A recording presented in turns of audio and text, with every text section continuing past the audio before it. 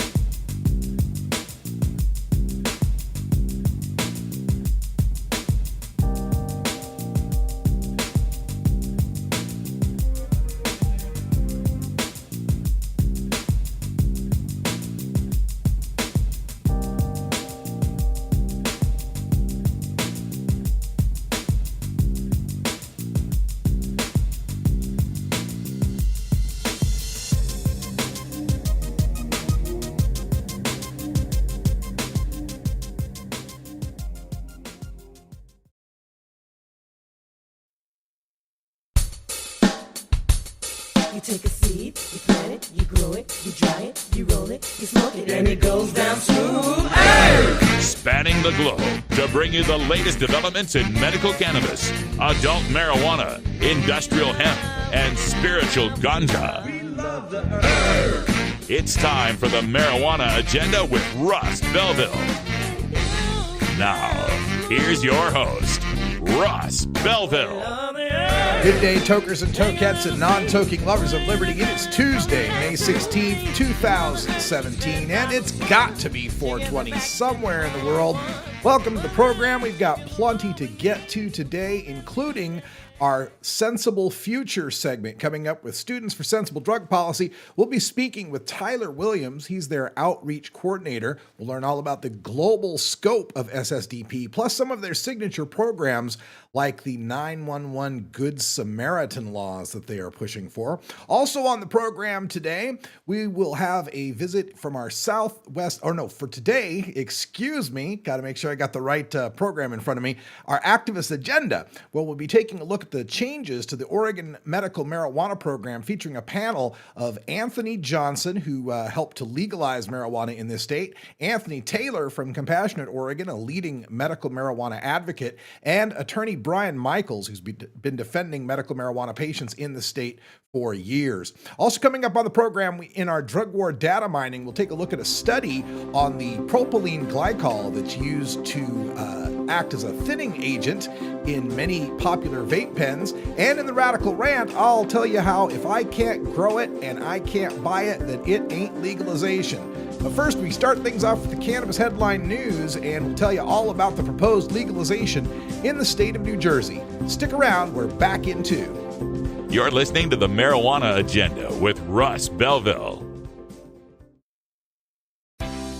Looking for the 420 friendliest way to visit beautiful legal Potland, Oregon? I'm Lori Duckworth, inviting you to come stay with us at Delta 9 House and Studios. You get your own private room with queen bed and access to our high-speed Wi-Fi, premium entertainment system, and more. We'll even cook you breakfast. Look us up on Facebook at Delta 9 House. That's facebook.com/Delta9House. Delta 9 House is booked through Airbnb and licensed by the City of Portland. This is Cannabis Facts from Robert Platshorn's thesilvertour.org. Supported by our donors and Hemp Inc., poised to lead America's hemp revolution at hempinc.com. In 1937, the second most prescribed medicine, marijuana, was banned. It wasn't about marijuana. The paper, oil, and chemical industries lobbied to end hemp farming. No longer labor intensive, an acre of hemp produced more quality paper than 4 acres of trees. Plastics and fibers could be produced from a plant. Hemp can even produce 10 times the energy of today's ethanol. As marijuana prohibition ends, many states now allow farmers to again grow hemp. This was Cannabis Facts from the silvertour.org, an educational nonprofit supported by our donors and Hemp Inc., a public company poised to process America's hemp crop at hempinc.com. The marijuana agenda. Like the liberal agenda, but with profits. Ka-ching.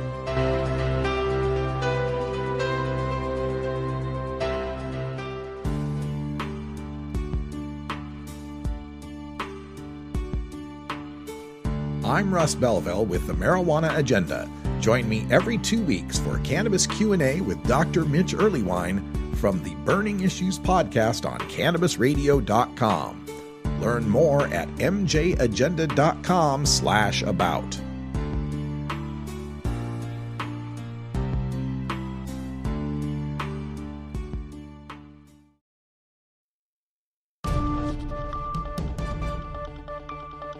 This is your Cannabis Headline News. Brought to you by MarijuanaMoment.net, the complete source for all your marijuana news in one morning newsletter from Marijuana Majority Founder Tom Angel. Subscribe today for free at MarijuanaMoment.net. This is your Cannabis Headline News for Tuesday, May 16th, 2017. I'm Russ Belville. Massroots' Tom Angel reports on Monday, New Jersey State Senator Nicholas Scutari, a Democrat, filed a bill that would legalize, regulate, and tax marijuana. The senator previously authored the law that created New Jersey's medical cannabis program. Under his new bill, the possession and use of marijuana would be legal for adults over 21. The state would issue business licenses to cultivate, manufacture, and sell marijuana. Concentrates and infused products would also be allowed. But home cultivation would not be legal, a concession Scutari says he made to garner more support from colleagues in the legislature. Regulators would be directed to adhere to goals for licensing minority-owned and women-owned businesses in an effort to avoid disparities that have persisted in other states with legalization. An escalating scheme of sales taxes on marijuana would be implemented, starting at 7% in the first year and rising annually to 25% in the fifth year. Existing sales taxes on medical cannabis would be abolished. British Prime Minister Theresa May refuses to consider relaxing laws on cannabis use despite a desperate plea recounted on television from an anxiety sufferer. The question came up during a live Facebook Q&A hosted by ITV News. Quote, "There have obviously been some studies into the use of cannabis or derivatives for medical use," the Prime Minister said, but she doesn't believe in making cannabis legal, citing the widely debunked gateway drug theory.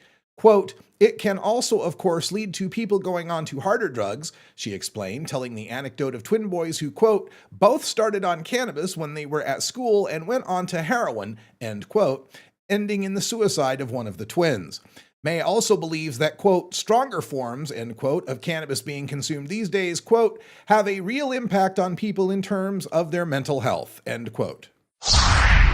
According to a Capital News Service analysis of data from the Virginia State Police, African Americans are more than 6 times as likely as whites to be arrested for possessing marijuana in Hanover County, just north of Richmond, Virginia. The county has about 88,000 white residents, and in an average year, 246 whites are arrested there for marijuana possession. That represents a rate of 280 white arrests for every 100,000 white residents. About 9,600 African Americans also live in Hanover County, and in an average year, 171 blacks are arrested there for marijuana possession. That represents a rate of 1,779 arrests for every 100,000 black residents. Statewide, blacks are about 3 times as likely as whites to be arrested on marijuana charges, and that racial disparity in marijuana arrest rates has increased over the years. In 2010, the arrest rate for blacks was 2.9 times the arrest rate for whites. In 2016, blacks were 3.2 times as likely as whites to be arrested in Virginia on marijuana charges. Mobile, Alabama Mayor Sandy Stimpson is sponsoring a city ordinance that would decriminalize several minor offenses in the city of Mobile. Possession of marijuana second degree is among the charges included in the ordinance. According to Alabama law, possession of marijuana second degree is defined if a person possesses marijuana for his personal use only. There is no quantity of marijuana listed in the law. In Alabama, marijuana for personal use only is a Class A misdemeanor, punishable by a maximum sentence of 1 year and a maximum fine of $6,000. Marijuana possessed for reasons other than personal use, or if the offender had been previously convicted of marijuana possession for personal use only, is unlawful possession of marijuana in the first degree and is a Class C felony, punishable by a prison sentence of a minimum of 1 year in prison and a maximum sentence of 10 years in prison, along with a maximum fine of $15,000.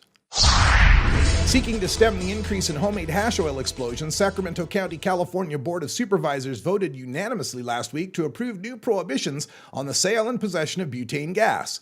Retailers in the county may not sell any more than 600 milliliters of butane to a customer. The ordinance would also require local sellers to log the sale date, quantity, and customer information.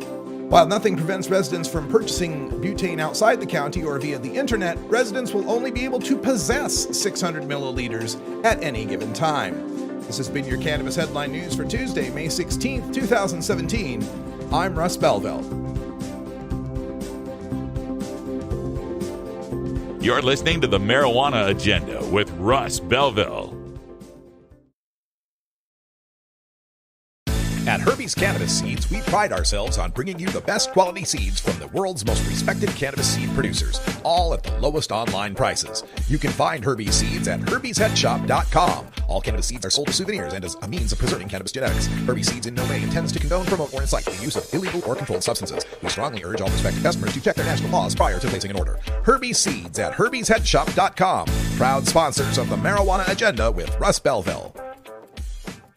It's time for Cannabis Facts about teen drug use from Robert Platshorn's thesilvertour.org. This message is supported by our donors and Hemp Inc., a public company poised to lead America's hemp revolution at hempinc.com. A recent survey by the U.S. Centers for Disease Control indicates that in states that have legalized medical marijuana, the rate of marijuana consumption among high school students has not increased. In fact, in legal states like Colorado, teen use has actually decreased significantly. It's simply no longer a big deal for teenagers in legal states. This was Cannabis Facts from thesilvertour.org, an educational nonprofit supported by our donors and Hemp Inc., a public company poised to lead America's hemp revolution at hempinc.com.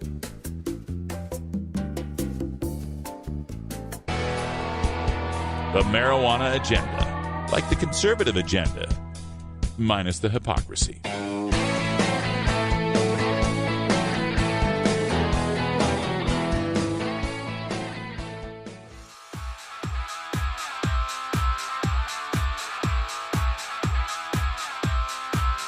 I'm Russ Belville from the Marijuana Agenda.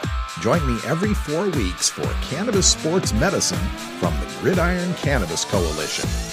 Learn more at mjagenda.com/about.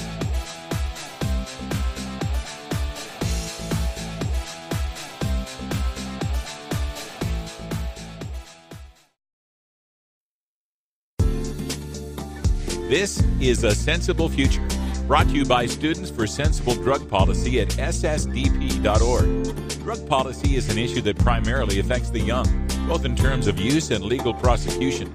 SSDP believes in honest education about drugs and advocates for harm reduction policies to protect young adults and society at large. We speak with another dedicated activist from SSDP, working toward a sensible future. Welcome to A Sensible Future, the podcast of Students for Sensible Drug Policy. I'm Russ Belville, and joining us today for A Sensible Future, we're speaking with Tyler Williams, the outreach coordinator. Let me redo this intro. That sucked. Sure. See, I have to do it. All right, hold on. Welcome, everyone, to A Sensible Future, the podcast for Students for Sensible Drug Policy. I'm Russ Belville. Joining us today on the program, we have Tyler Williams. He's the outreach coordinator for SSDP. And Tyler, welcome to the program. Hey, thanks for having me, Russ. SSDP, such a great organization, building brand new activists out of college students all across the United States and around the world. As outreach coordinator, you've got your thumb on the pulse of what's happening with SSDP. Give us a picture for people that are unfamiliar with the organization of just how much SSDP is spread through America and the rest of the world. Yeah, I'd love to. So right now, we're on about 300 campuses across 24 countries. And, you know, the bulk of those campuses are in the United States. We're in 44 states, but we are definitely, you know, a global organization. And we're in pretty much, I think we're on every single continent in the world except for Antarctica. And, you know, you can't really fault us for that one. Yeah, no colleges in Antarctica yet?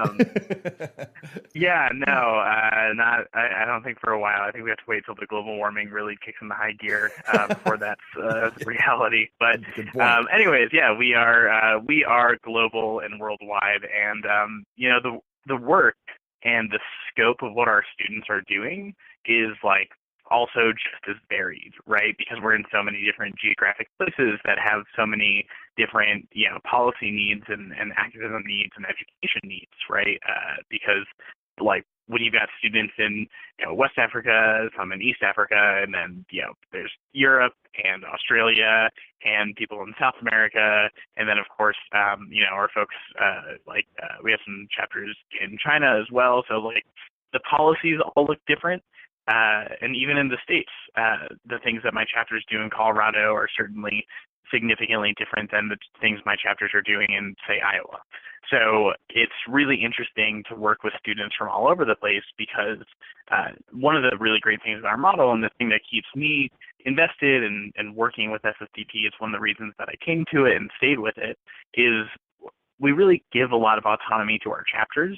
We are by no means like a top-down organization. I tell all my chapter leaders, like, they're my boss and not the other way around. Like, I'm not their boss or anything, right? Like, I'm just here to help. And so because of that, our students work on the things that they care about and that are close to their communities. And so, you know, I've got students working on literally every facet of drug policy reform that I could possibly name. It's really, you know, it's really a singular experience. I don't work with any of the international chapters. I am familiar with some of their work, but I think it's really worthwhile to mention that my coworker who does my job, but for the international chapters, Jake Agliata, really took our international program, there was a time, maybe 2-3 years ago, where we were considering just dropping international chapters altogether because it just wasn't working for us. Jake came on staff, took it on as a personal project, and now our growth outside of the U.S.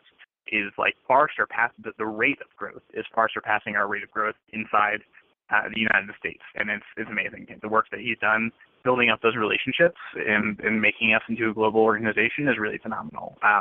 So, you know, I can always talk a little bit about what we're doing there, but the regions that I'm responsible for are the Midwest, Mountain, and Heartland regions, which is, I would tell people, it's the upper half of the country without any coastline. Okay. Now, our listeners, of course, on the marijuana agenda will be familiar with the aspects of drug law reform in the world of cannabis as far as medical, decrim, and so forth. What are some of the other aspects of drug law reform, particularly those that would be of importance to your demographic, the student, the young adult out there? Yeah. So one of our biggest campaigns, I think kind of like our bread and butter, is our Good Samaritan medical amnesty policies. People might be familiar with them, and I hope they are, because most states have some form of it. Whether or not it's good is a different story.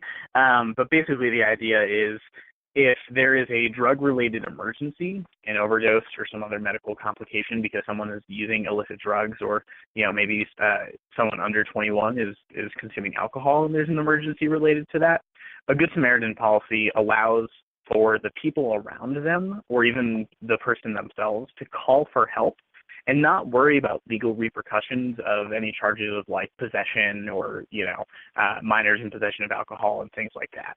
So it really encourages people to call 911. The data that we have is that a high percentage of the drug-related deaths happen because people were too afraid to call 911. And this happens very frequently across college campuses, especially at like parties where there's a lot of like underage alcohol drinking and people are worried about the rules and maybe don't really understand the severity of alcohol-related, drug emergencies or other drug emergencies. And this is something that really hits close to home for all of our students. And these policies haven't always existed everywhere. We're slowly seeing more and more of them, and really thanks, I think, a lot to the work of our SSDP chapters everywhere. We're seeing more and more Good Samaritan policies on local levels, at campuses, and of course, even statewide. We have students work on statewide policy change for that too. It's generally a really successful campaign. Most administrators are pretty much on board. And I always tell students, especially people who start new chapters, they're looking for something to do. I think working on a Good Samaritan policy is a really awesome place to start. Most places, if they have a Good Samaritan policy, it's limited, so it will only cover alcohol, or it will only cover the person who is going under the emergency, not the people around them. So, even if you're in a place that has something there, there's almost always a way it can be improved. And, in an ideal scenario, if someone calls for help, no one involved gets in trouble no matter what. We want to remove all the barriers to calling 911 for people who are having medical emergencies. And that's, point blank, that's how it works. And, school administrators tend to be pretty receptive to it because it's one of those campaigns that is certainly, a cornerstone of drug policy reform, especially when it comes to young people. But you almost never even need to talk about drugs. You don't need to talk about what kind of drugs. You don't need to talk about how many people are using drugs. You just need to talk about saving lives. And that usually resonates pretty well with campus administrators, and especially when we show them the data about 911 calls and what motivates people to call or what keeps them from calling. It's a policy that everybody should be pursuing, 911 Good Samaritan policies. You can learn more about that at ssdp.org. Now let's shift gears and talk marijuana specifically, because we have now 8 states that have passed adult use marijuana laws and so many more that have medical cannabis laws. And yet at colleges and universities across the nation, they still maintain prohibitionary policies surrounding the use of cannabis by their adult students, so students 21 and older. What's SSDP's position and projects working toward that angle? Yeah, so this is another thing that, again, affects us really directly, and our position is generally that we want campuses to relax the regulations around it, and in general, we would hope that college campuses would find a reasonable middle ground somewhere that respects the adults' rights to engage in an activity that they could if they were off campus, on campus, or maybe near campus, or just basically removing penalties for people who even just have it in their possession, whatever it is. What's happening right now isn't working, and it doesn't make sense. It really kind of it feels like it's in conflict with the will of the public, the will of the voters. Many of these college students are the vote. It really is, because it's young people who have done a lot of the work to legalize cannabis.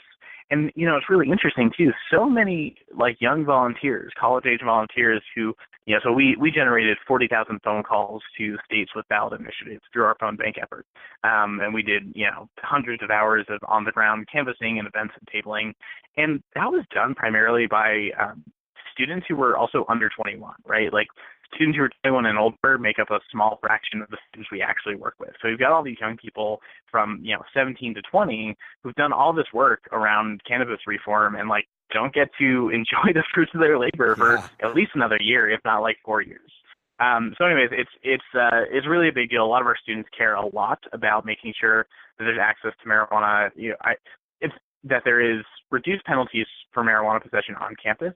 And in the case of medical marijuana, this is also another thing that's really concerning, is that, in states, and so many states have it, that have medical marijuana laws, a lot of students are barred from having and using their medicine on campus.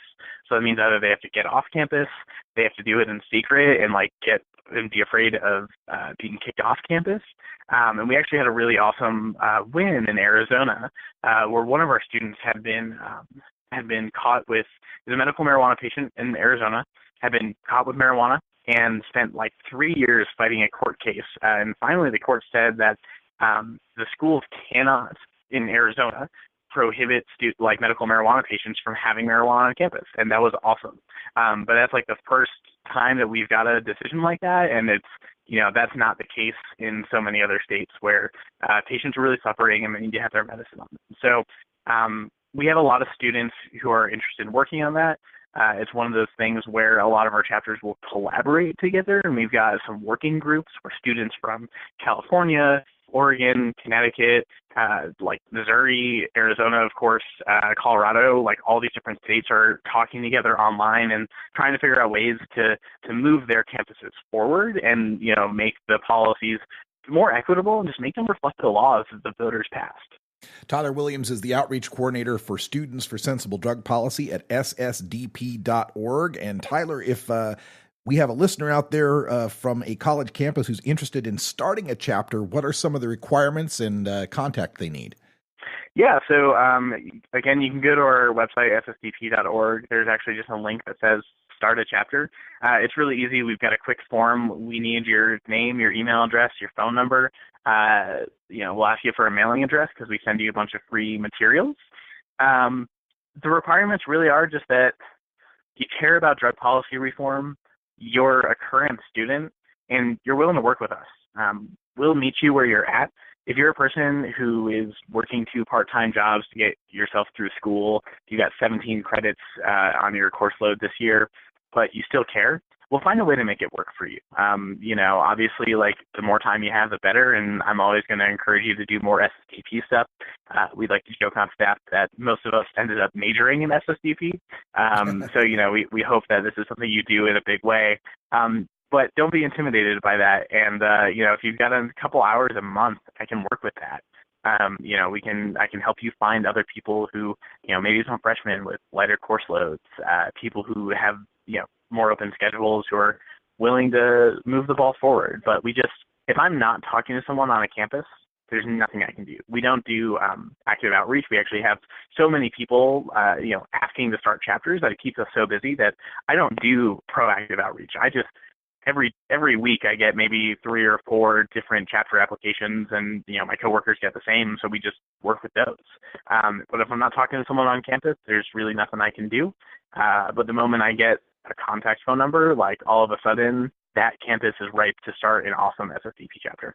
All right, you heard it, folks. Get in touch with ssdp.org. You've got to reach out to them, and they will make life easier for you as an SSDP chapter. Tyler, thanks for joining us here on A Sensible Future, and good luck with all your projects. Yeah, thanks, Russ. This episode was produced as part of the Marijuana Agenda with Russ Belville, the daily news and interview podcast covering the world of medical cannabis, adult marijuana, industrial hemp, and spiritual ganja. Subscribe now for free at mjagenda.com.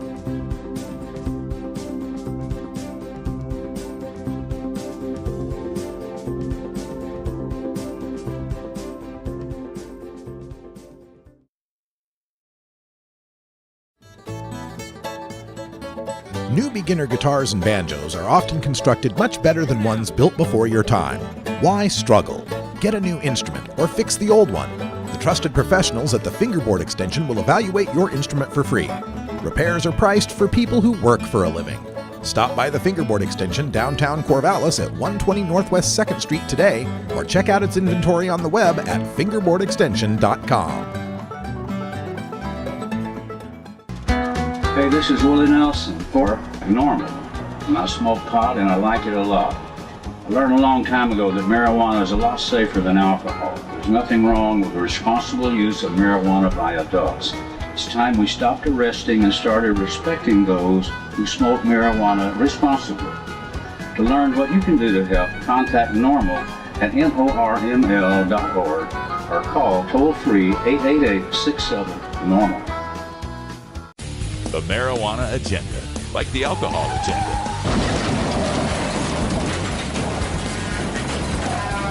But a lot safer.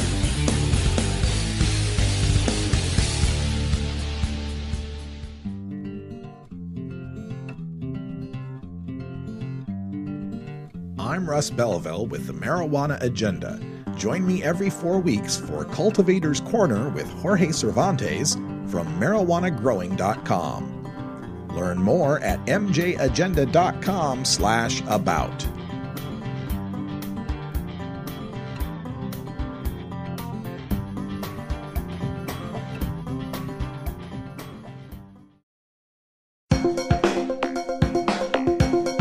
Promoting the end of adult cannabis prohibition is easy because we have facts, science, reason, compassion, evidence, truth, and logic on our side. It's even easier when researchers catalog it all for us. Learn how to gather the facts on marijuana use, arrests, seizures, rehabs, drug tests, and more on this edition of Drug War Data Mining. Today in the Data Mines, we take a look at a study that was looking at thinning agents that are used in vaporizable cannabis oil. You know, the cannabis oil cartridges you get for vaporizer pens. Cannabis oil itself is very, very thick, and so these agents are used to thin it out and make it easier to vaporize. Some of the popular agents include propylene glycol, vegetable glycerin, polyethylene glycol 400 or PEG 400, and medium chain triglycerides. And these are the ones that are used most often in the vaporizer cartridges. And what they found is they took these 4 agents and subjected them to a heat of 230 degrees Celsius. That's the maximum temperature at which cannabinoids are vaporized but do not combust. Then the resulting vapors were tested for formaldehyde, acetaldehyde, and acrolein. This test was conducted by Matthew DiDonato, PhD, and William Trout, NMD. They are the co-founders of the Medical Marijuana Research Institute. Between them have 15 years of cumulative research experience. And what they found was a huge discrepancy between the natural thinning agents like the triglycerides and the vegetable glycerin versus the petroleum-based agents, the propylene glycol and the polyethylene glycol, the PEG 400. And what they found, according to a press release, was, quote, formaldehyde production, formaldehyde being very bad for you, formaldehyde production from PEG 400 isolate was particularly high, with one inhalation, just one vape, accounting for 1.12% of the daily exposure limit to formaldehyde, nearly the same exposure as smoking one cigarette. One vape off a PEG 400 vape cartridge, about the same formaldehyde as smoking one cigarette. Because propylene glycol and polyethylene glycol 400 are often mixed with cannabis oil, individuals who vaporize cannabis oil products may risk exposure to harmful formaldehyde levels, end quote. Now, we should disclose that Medical Marijuana Research Institute is the research arm of Harvest Inc. They're a Tempe, Arizona-based cultivator, producer, and distributor of medical cannabis products, including their own vaporizable cannabis oil product called Dream Steam. It uses the natural triglycerides. But according to the research that was forwarded to us here at the Marijuana Agenda, the amount of formaldehyde produced in micrograms, according to the test, the amount produced by a cigarette, let's use that as our baseline. A tobacco cigarette produces 75 micrograms of formaldehyde. This is from a 4-second draw, 4-second puff, right? 75 micrograms, that's your cigarette level. They found the polyethylene glycol 400, the PEG 400s, came in at 59.45, almost 60, compared to 75 for a cigarette. But remember, that's the whole cigarette compared to a 6-second or a 4-second draw off of a PEG 400 vape cartridge. So you got to imagine if you're going to be vaporizing quite a bit with that kind of cartridge, you're going to be pulling in a whole bunch of formaldehyde. Now, the propylene glycol did far better than the polyethylene glycol, almost 1/4 the amount of formaldehyde production, 15.88 micrograms, according to the testing. Again, we're comparing this to a cigarette at 75 micrograms, so 5 puffs on a propylene glycol vape cartridge may be getting you the same amount of formaldehyde as one cigarette. But when you look at the medium chain triglycerides and the vegetable glycerin in micrograms produced for a 4-second draw, and remember the propylene was 15, almost 16, the polyethylene was 60, and a cigarette is 75. The triglycerides and the glycerin came in below 1. In fact, about a quarter of a microgram. Vegetable glycerin actually did the best at 0.25, and medium chain triglycerides did second best at 0.26. I feel that's probably not even a reasonable difference to worry about. So it's my recommendation to consumers out there that if you are going to be purchasing and using cannabis oil for vaporization, that you pay particular attention to the thinning agent that is used. And you can use that as the term, or if thinning agent doesn't work for you, just remember glycol. Ask them if there's any kind of glycol in that particular vape cartridge. Glycerin's okay, triglycerides are okay, but glycol, particularly propylene glycol, polyethylene glycol, are the contaminants that you are most concerned about as a cannabis consumer. And of course, we do promote vaporization whenever possible for anybody that can afford to be vaporizing, because that production of formaldehyde amongst the vegetable glycerin and the medium chain triglycerides, so much safer for you, so much better for you to not be inhaling all of those thinning agent formaldehyde byproducts, and better for you than smoking cannabis in a joint, a bong, or a pipe. Of course, you could avoid all of this altogether by vaporizing cannabis bud itself. Just vaporize the bud. There's no glycerin or triglycerides to worry about at all. Big thanks to the folks out there at the Medical Marijuana Research Institute for forwarding me this data. We'll try to get an interview with one of the researchers on the show in a future episode. Now, stay tuned. When we come back, we've got our activist agenda, an expert panel on the Oregon Medical Marijuana Program. You're listening to the Marijuana Agenda with Russ Belville. The Marijuana Agenda with Russ Belville is proudly sponsored by the Marijuana Business Association. The MJBA, called by NBC News the Cannabis Chamber of Commerce, is the fastest growing business association and the fastest growing industry in America. I've been working with the MJBA for years, and I personally invite you to join the MJBA. MJBA also publishes the popular MJ Headline News on Facebook and the MJNewsNetwork.com and Marijuana Channel 1 on YouTube. Visit MJBA.net for more details. Georgia. Hi, this is Willie Nelson. Alcohol prohibition didn't work in the 1920s, and marijuana prohibition isn't working today. It's time we stopped arresting responsible marijuana smokers. It's the fair thing to do. For more information, contact NORML, the National Organization for the Reform of Marijuana Laws. Call toll-free 888-67-NORML or visit their website at norml.org. The Marijuana Agenda. Like the pharmaceutical agenda, without all the side effects, overdose deaths, insurance. Side effects may include nausea, dry mouth, and constipation. Dry mouth, constipation, indigestion, and abdominal pain, which can occur without warning and may cause death.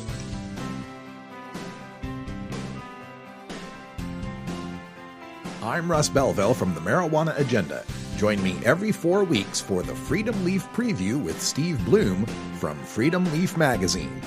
Learn more at mjagenda.com/about.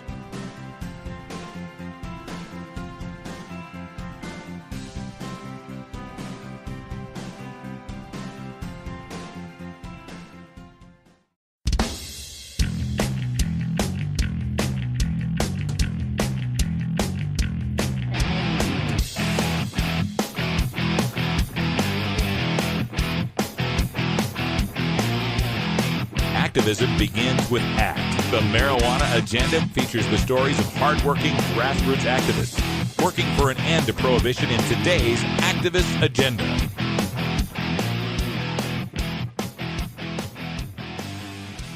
Working to legalize cannabis in this industry, in the state, we really have, 3 main goals.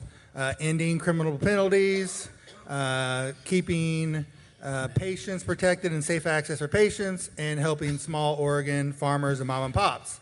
As far as reducing criminal penalties goes, the state and the citizens, we've done a great job.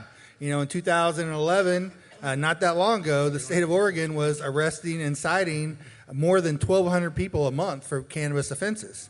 Now, since legalization, that number is down to 20. So that's something we can all be proud of. Not only good for Oregon, but that's something that spreads across the state and actually across the world. Now, as far as protecting patients and small farmers, we got more work to do. And me, myself, other activists, we're not going to stop fighting until patients are all protected, and that mom and pops here in Oregon, who have been the foundation of the medical program, which has taken care of patients, were the backbone for legalization, and has really saved the state money by providing medical cannabis to patients. That it's cut down on prescription drug costs, cut down on the opiate crisis. They're really the foundation. So we got three great panelists who have all been fighting in various realms to help us. We do have a schedule change. If you look in your program, Lee Berger is moved to the distribution panel.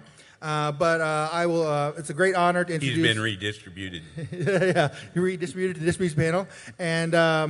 But first up, I'd like to introduce Anthony Taylor. I'll introduce everybody on the panel. But Anthony Taylor, Director of Compassion in Oregon, really the leading lobbyist in the state, working to help patients, small farmers, all across the state. He was instrumental, really leading the effort to adding post-traumatic stress as a qualifying condition at the legislature. So a round of applause for that, for sure.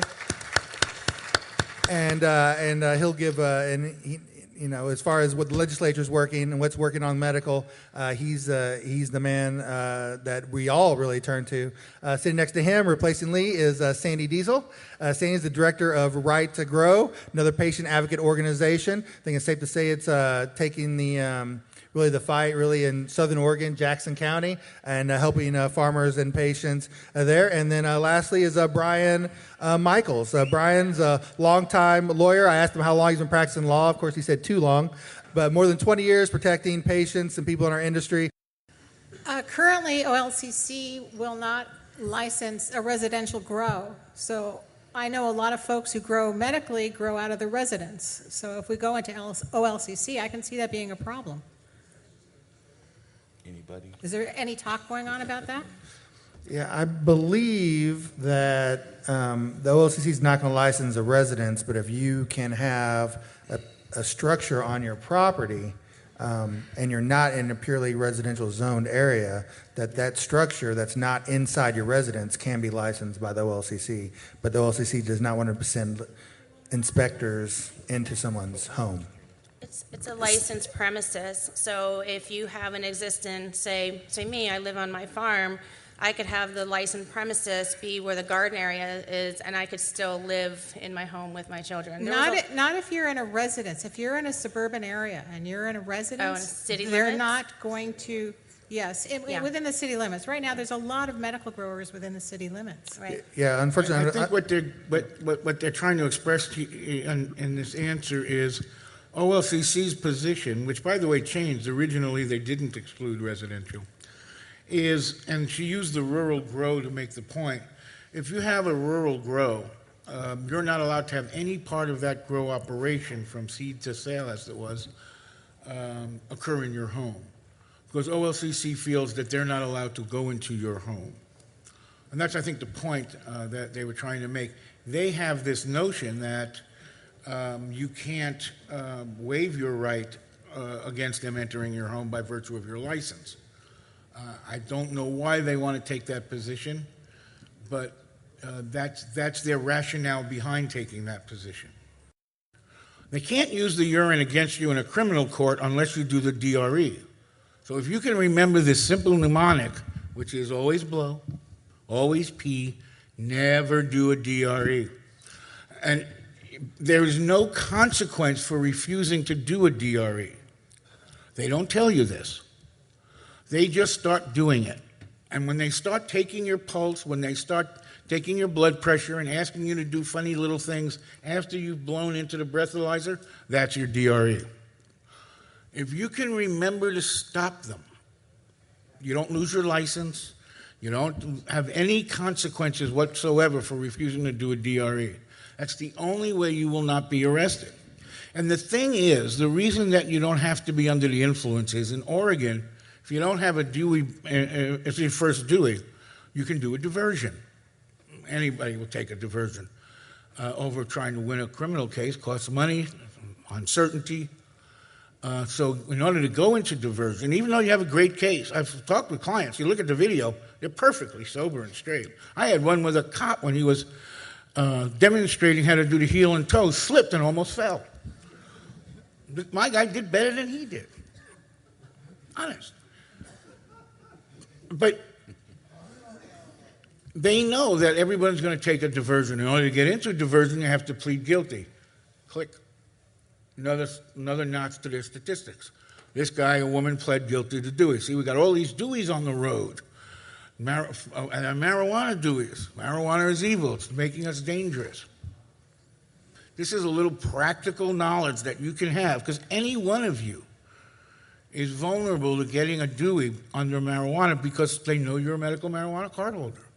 Whether you're in the dispensary, whether you're producing, or whether you're a patient. So I give you that advice out of all context of this here today, so that maybe you'll walk away and next time one of you is involved in this horrible thing, and I've seen many of these, you'll remember always blow, always pee, never do a DRE. If you can remember that, you won't get arrested and you'll walk home. There's also issues on forfeiture, but I think my time is up. If you have questions about dogs who smell currency and they make like it's marijuana, I'll talk to you about that. But I think my time is up for now. Hopefully I give you something to think about when you get stopped on the road. What happened in 2015 is they limited plants. They enacted a very expensive growth site registration fee per patient rather than per address, and they started reporting. And those three things were responsible from taking from 2015, January 2015 to October of 2016, jacking those numbers, doubling them. They went from 7,000 and change to right now to 17,000 and change. And it's simply because people don't want to report, so they kicked their growers or their patients aside and said, we don't want to report, so you'll have to find another grower. And since a lot of people were in I don't want to report mode, they didn't do it. Or the growth site registration fee, which is $200 a patient now, has to be paid by the grower, not the patient. So that, muddled things up too. I expect to see this number continue to grow until we have a voluntary registry list of the growers that are willing to take on more patients. But even that's complicated because some of those people that are growing their 48 plants and they've got 8 patients, when they start, they're allowed to give their cannabis away and have more patients than the requisite 8 to get you to 48 plants. But that starts if anybody's trying to, eke out some kind of compensation for the compassionate care they're given, that eats into the amount of cannabis that's available for the market. And so that's not happening particularly. And I do expect this trend to continue until we have that voluntary list that patients can find their growers. Because there's lots of people out there right now. Anthony's wife, Sarah, is hooking up patients with growers, but it's getting tougher and tougher, and I don't see that changing really, especially if the legislature gets their way and limits the number of medical grows to a non-designated garden to 6 per household. What about the potential of medical growers getting access into the OLCC market, particularly those that have been, zoned out by their cities or counties? Any hope for that in the legislature? There's some hope that's beginning to come up over the horizon. The argument has been for a long time that the medical marijuana patients can't have access to the adult use market because they haven't securityed up. They haven't come into compliance with OLCC licensures. There's one bill, 2198, right now that brings everybody into metric seed-to-sale tracking, but the trade-off for that, and just a quick aside, I don't think metric is going to be that problematic for people growing 36 or 48 plants on the grower side. On the dispensary side, I don't think it's going to be a problem either because they're used to reporting already. So, where are we again? Hope for 2198. Oh, yeah, 2198. So what 2198 does is the trade-off of bringing everybody into metric is to allow medical marijuana growers to bring 25 pounds a year into the adult use system through the wholesalers and the processors. So that will, not everybody's going to be in there bothering the retail shop owners with, intake and processing. They'll go through the wholesalers. The wholesalers can, leak it out into the system as they do, and then the processors can bring in the leaf and stuff like that for them to process. So if this passes, it means that the 9,000 growers that will be captured in this metric tracking system, because the people growing 12 plants or less are exempt from it under this bill, it'll basically bring about 225,000 pounds into the adult use market that would be going into the black market. So the wholesalers and actually the retailers are really starting to like this because they miss their medical marijuana growers. They miss the relationships they had, and they miss the products and the handcrafted, if you will, products that these growers are bringing in because they have time to take care of two plants that are one specific strain for a patient they're dealing with, and then they have excess. So I think it's a good thing. I think if we all call our marijuana regulation committee and say, support 2198, I think we've got a good chance of getting most of this bill through. This episode was produced as part of the Marijuana Agenda with Russ Belville, the daily news and interview podcast covering the world of medical cannabis, adult marijuana, industrial hemp, and spiritual ganja. Subscribe now for free at mjagenda.com.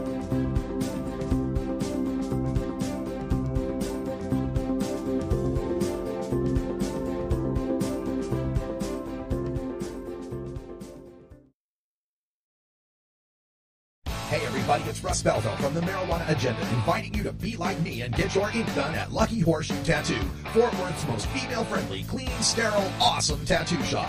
Thomas and his crew are true artists who can design you a custom piece or use a design you bring in. Lucky Horseshoe also offers all styles of tattooing as well as piercings and all-around fun. In the DFW area, stop by Lucky Horseshoe Tattoo and tell them Radical Russ sent you. Trust me, it'll feel awesome. It's time for Cannabis Facts About Alzheimer's from Robert Platshorn's thesilvertour.org.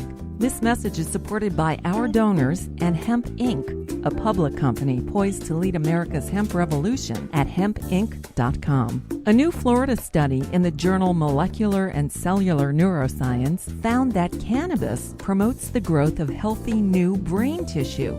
It can slow the effects of Alzheimer's and may in fact be able to halt it entirely. A long-term study by Ohio State University's Professor Gary Wenk concludes that people who regularly use marijuana get Alzheimer's at a much lower rate than others. This was Cannabis Facts from thesilvertour.org, an educational nonprofit supported by our donors and Hemp Inc., a public company poised to lead America's hemp revolution at hempinc.com. The Marijuana Agenda, like the gay agenda, only with better music.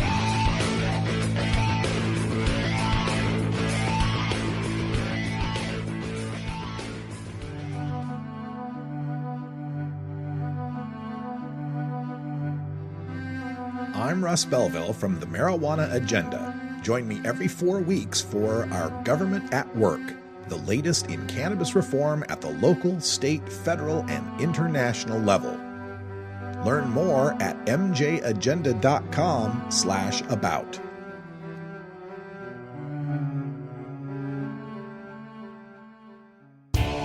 Total war against public enemy number one. 10 federal criminal penalties for up to 1 ounce of marijuana. Marijuana is probably the most dangerous drug. Legalization is just another word for surrender. I experimented with marijuana and didn't inhale. This is not medicine. This is a Cheech and Chong show. Encourage people to use less drugs. I inhale.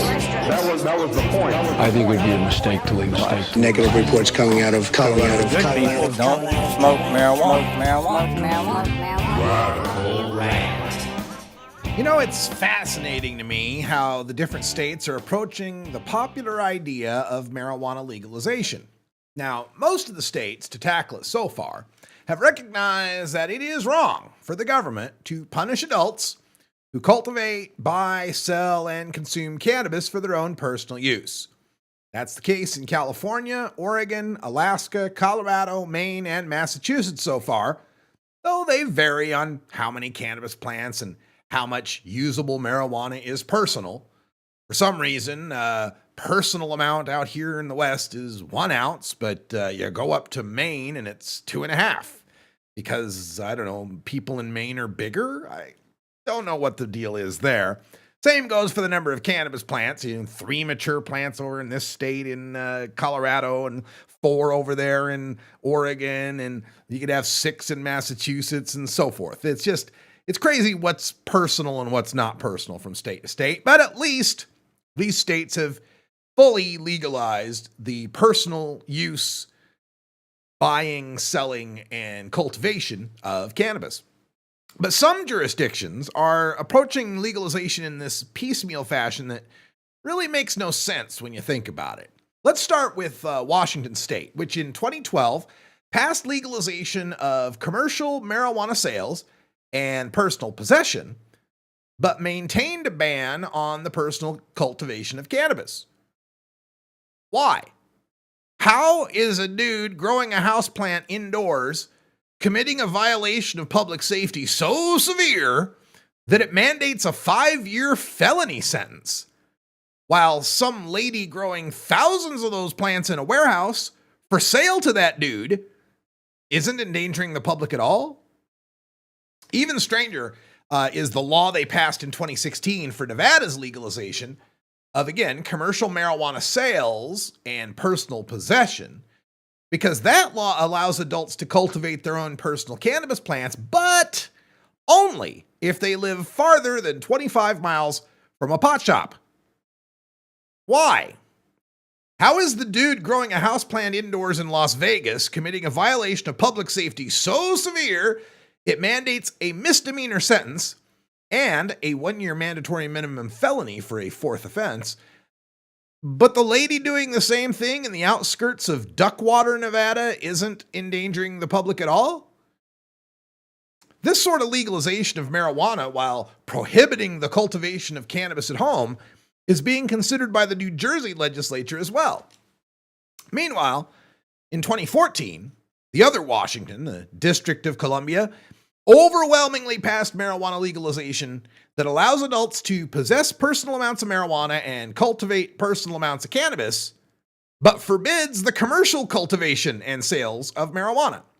Now, not that the people wouldn't have passed a full tax and regulate marijuana legalization there, but the Congress, which controls much of Washington, D.C.'s government, has refused to allow the city to pursue commercial legalization.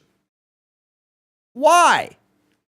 How is it okay for a dude to grow a houseplant indoors and give some of it to a lady, but if the lady hands the dude $20 for it, she's committed a crime worthy of 5 years in prison? And this sort of legalization of marijuana, while prohibiting the commerce of cannabis, the so-called grow and give style legalization, is being considered by the governor of Vermont as well. So, can anybody explain to me why Vermont and Washington, D.C. think home growing is okay, but pot shops are not, while New Jersey and Washington State think pot shops are okay, but home growing is not? Especially when you consider that for medical marijuana patients in Vermont, pot shops are okay. So how do healthy customers make a pot shop any more criminal?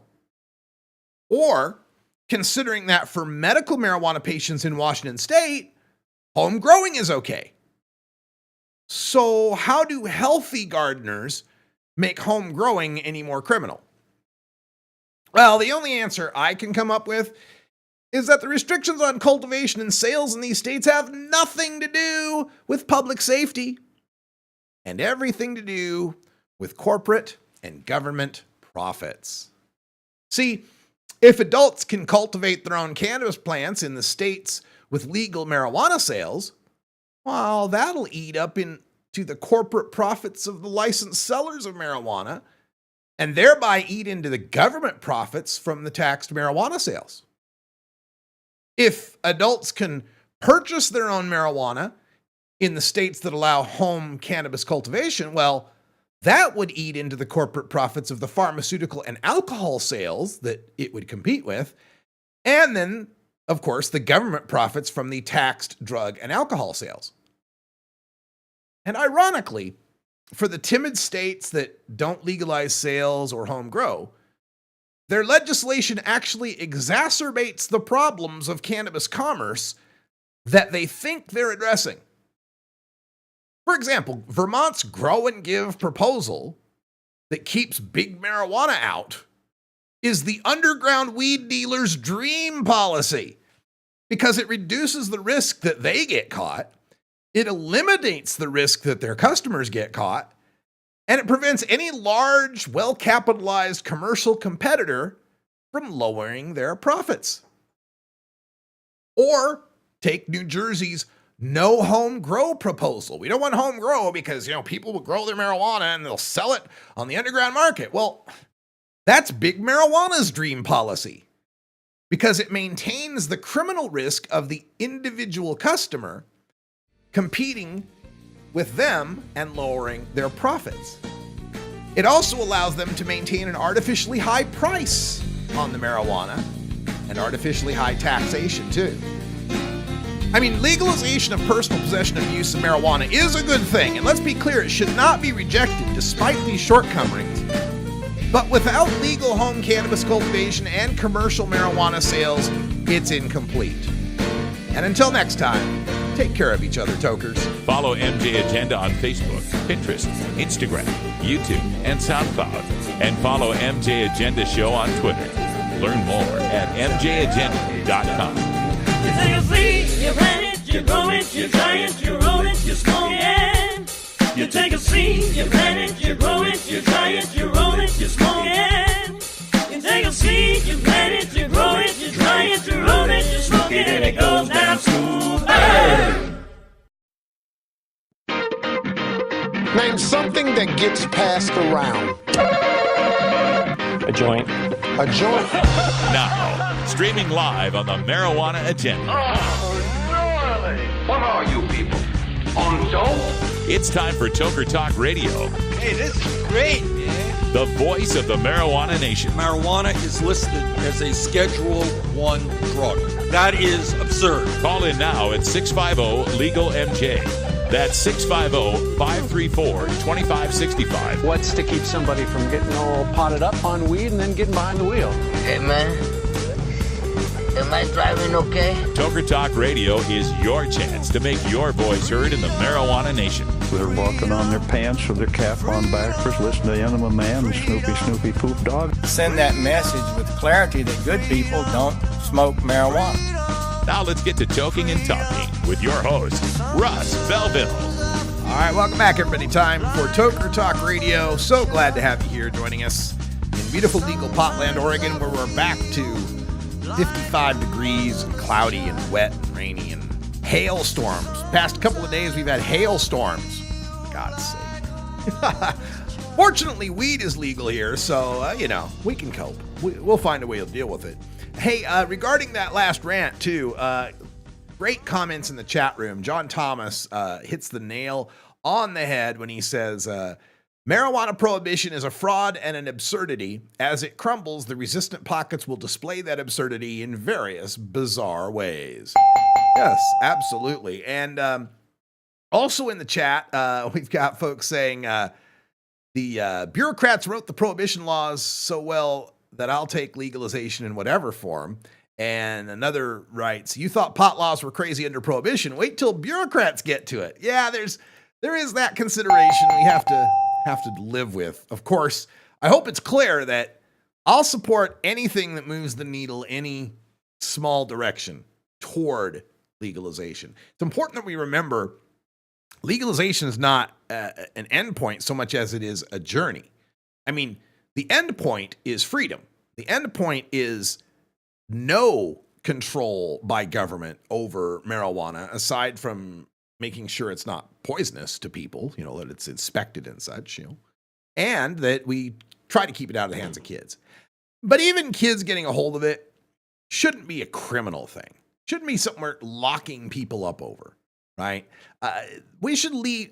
I really believe in a broader sense, when we start talking about criminal justice, that we should reserve caging human beings for those human beings who have proven themselves to be harmful to other human beings, right? And I mean harmful in such a way that them not being caged will lead to imminent harm, right? Physical harm.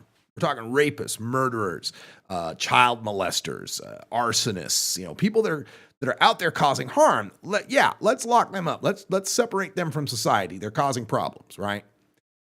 But aside from that, I think we really need to explore better alternatives to sentencing people to be in cages. And in that, of course, I would include lots of things that I would decriminalize, regulate, even legalize, not just marijuana, but all drugs. And I know that freaks some people out. They're like, oh my God, no, you'd legalize PCP? You could legalize meth? You'd legalize cocaine? Yes, I'd legalize them all. I don't believe government has any right to try to stop someone from doing something to their body, even if it's harmful to their body, so long as they're not harming others, or it can be shown that their use is an imminent harm, is definitely going to cause imminent harm to someone, right? If they come up with a drug that you can guarantee someone takes it, they go into a mad rage and start biting people's face off. All right, you got a case for imminent harm. Can't make that case for acid and mushrooms and ecstasy and marijuana and most of the drugs out there that people enjoy taking. You really can't make the case of imminent harm to others. Now, you can make the case of imminent harm to self. Sure. Oh, yeah. Lots of drugs are harmful to yourself, but we're not a free society if we stop people from doing harmful things to themselves. If we require, through force of law, people to only be good and pure, that's a slippery slope we don't want to go down. And so it's not just drugs. Now, I would have increasing levels of regulation based on the harms of the drug, sure. Just like we do for alcohol, right? We got states where, 3-2 beer is a difference from shots is a difference from, high proof alcohol. We have places where you can get beers in the store, like here in Oregon, you can get beer and wine in the store, but for the hard alcohol, you got to go to the liquor store. That's fine. We can have a spectrum of regulations. I think all drugs should be legal, but all drugs is legal from chocolate to morphine, as Peter McWilliams once said. I think it was Peter McWilliams. Terrence McKenna, maybe? Anyway, all drugs should be legal. Just how legal should they be is really the question. Nobody deserves a cage or punishment by the state for what they do to themselves. If what they do to themselves is so harmful, that's the punishment right there. Why would you want to have a law that punishes someone for being punished, for punishing themselves, for harming themselves? That doesn't make a whole lot of sense to me. And of course, I'd throw a whole lot of other things in there too. Most of what we call sex crimes aren't crimes. Two people want to have sex, and one wants to pay the other for it. So long as the person receiving the money isn't coerced or forced or under threats, I don't see anything wrong with that either. It'd be a whole lot better if it were regulated, inspected, tested, and safe. You're listening to the Marijuana Agenda with Russ Belville. Looking for the 420 friendliest way to visit beautiful legal Potland, Oregon? I'm Lori Duckworth, inviting you to come stay with us at Delta 9 House and Studios. You get your own private room with queen bed and access to our high-speed Wi-Fi, premium entertainment system, and more. We'll even cook you breakfast. Look us up on Facebook at Delta 9 House. That's facebook.com/Delta 9 House. Delta 9 House is booked through Airbnb and licensed by the City of Portland. This is Cannabis Facts from Robert Platshorn's thesilvertour.org. Supported by our donors and Hemp Inc., poised to lead America's hemp revolution at hempinc.com. In 1937, the second most prescribed medicine, marijuana, was banned. It wasn't about marijuana. The paper, oil, and chemical industries lobbied to end hemp farming. No longer labor intensive, an acre of hemp produced more quality paper than 4 acres of trees. Plastics and fibers could be produced from a plant. Hemp can even produce 10 times the energy of today's ethanol. As marijuana prohibition ends, many states now allow farmers to again grow hemp. This was Cannabis Facts from thesilvertour.org, an educational nonprofit supported by our donors and Hemp Inc., a public company poised to process America's hemp crop at hempinc.com.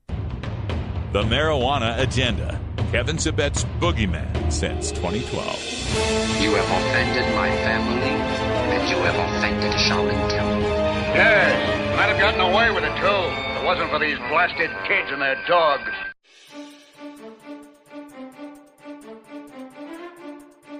I'm Russ Belville with the Marijuana Agenda. Join me every 2 weeks for the Marijuana Policy Insider with Marijuana Policy Project. Learn more at mjagenda.com/about.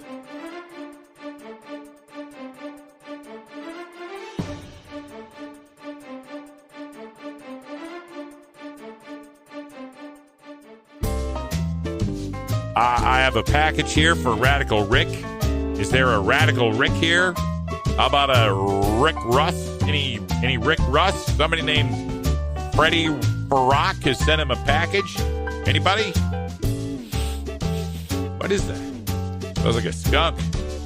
It's time for Toker Talk Radio, the voice of the marijuana nation. Call in now at 650-LEGAL-MJ. Welcome back, everybody, as we continue our look at the growing movement to legalize marijuana across this country.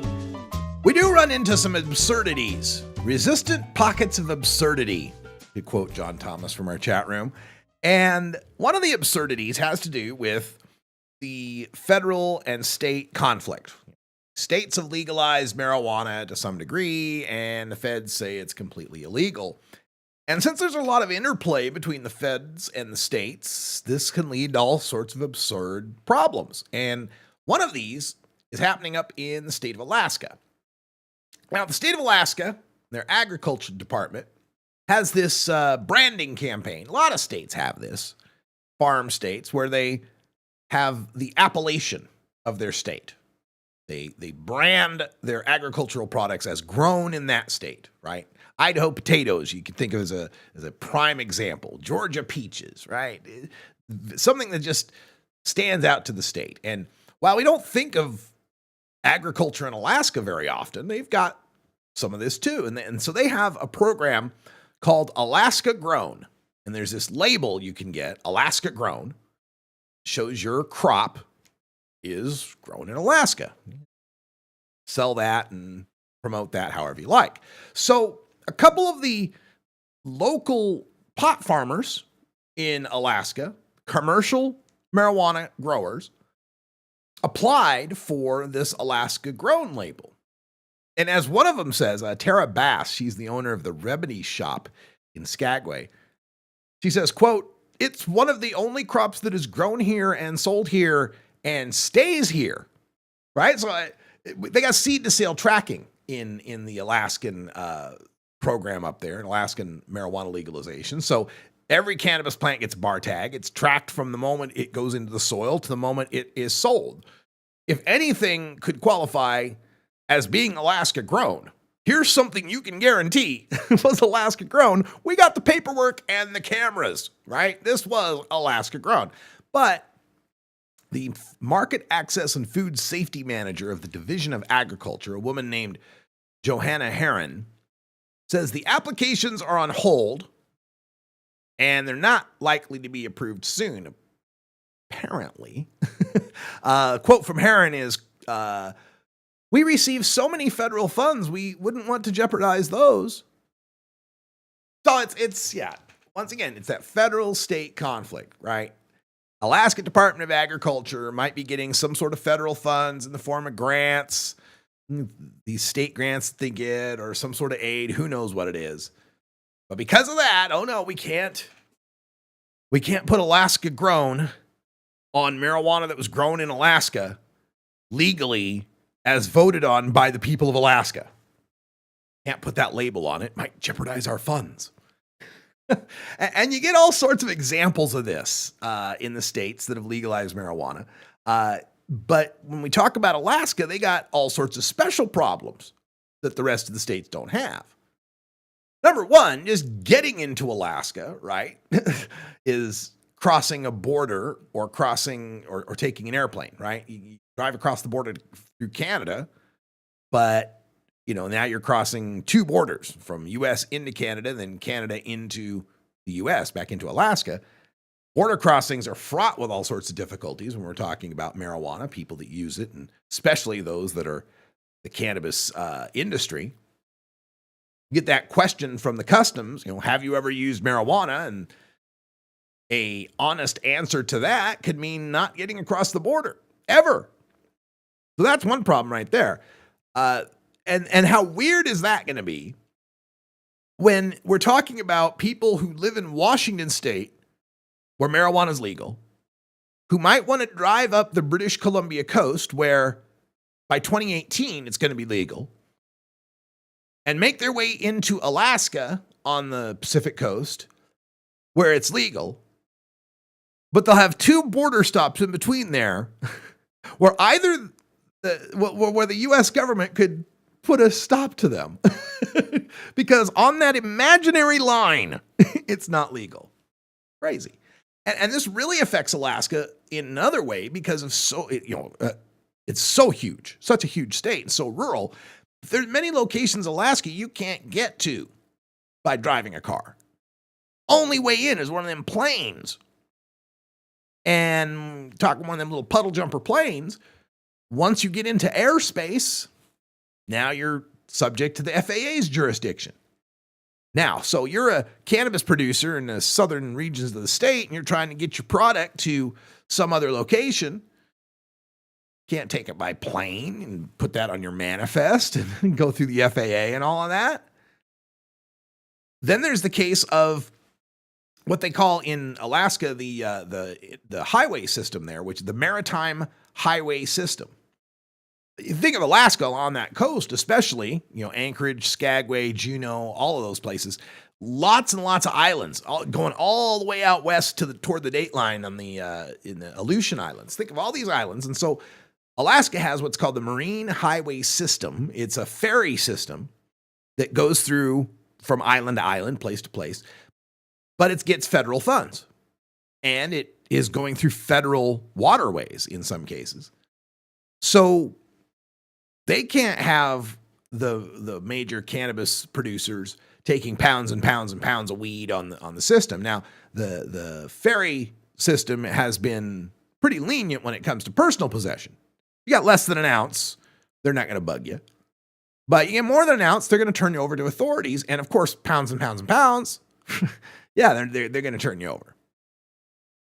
So we've got this imbalance between the federal and the state laws, and so many places where federal law or federal money impacts the intrastate travel inside the state itself because of the highway funds, because of the grants to the agriculture department, whatever else it might be. And then another consideration a lot of people don't think of is our border patrol. I mentioned the borders, going across the Canadian border to get into Alaska and into Canada and so forth. But also think about our border patrol. The United States Border Patrol has the legal authority to patrol within 100 miles of the U.S. border. Maybe it's 150. I think maybe they upped it recently, but last I recall telling this, it was 100 miles of the U.S. border. And that includes not just the Canadian border and the Mexican border and the Canadian border with Alaska, right? It also includes water borders, our borders with the seas and lakes, right? So that part around the Great Lakes, 100 miles around the Great Lakes because, Canadian border and such, but also the Pacific Ocean, within 100 miles of the Pacific, within 100 miles of the Atlantic, and within 100 miles of the Gulf of Mexico. So just think of America with a 100-mile belt around it. And that's where the Border Patrol is allowed to act. Federal authorities, federal cops, allowed to act within the borders of the states. And when we're talking about this 100-mile band that goes across America, 90%, I believe. It's like 90 some odd percent of the American population. No, wait, get my stat right. Nope. It's 2/3 of the population lives within that 100-mile zone. And 9 of the top 10 cities in America are within that 100-mile zone. And there's something like 11 states that are fully within that 100-mile zone, like Hawaii, completely within the zone.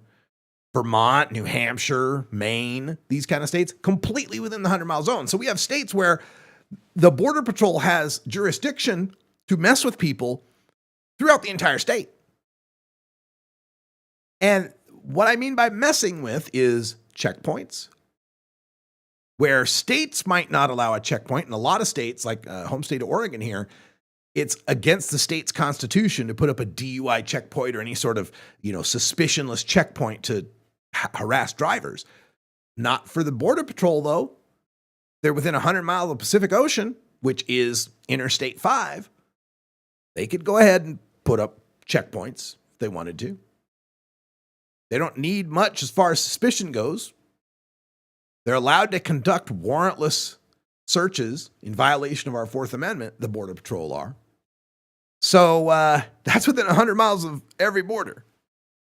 So add that to the federal-state conflict, where federal cops can be messing with us and really mess up our lives 100 miles away from the border. And why is that?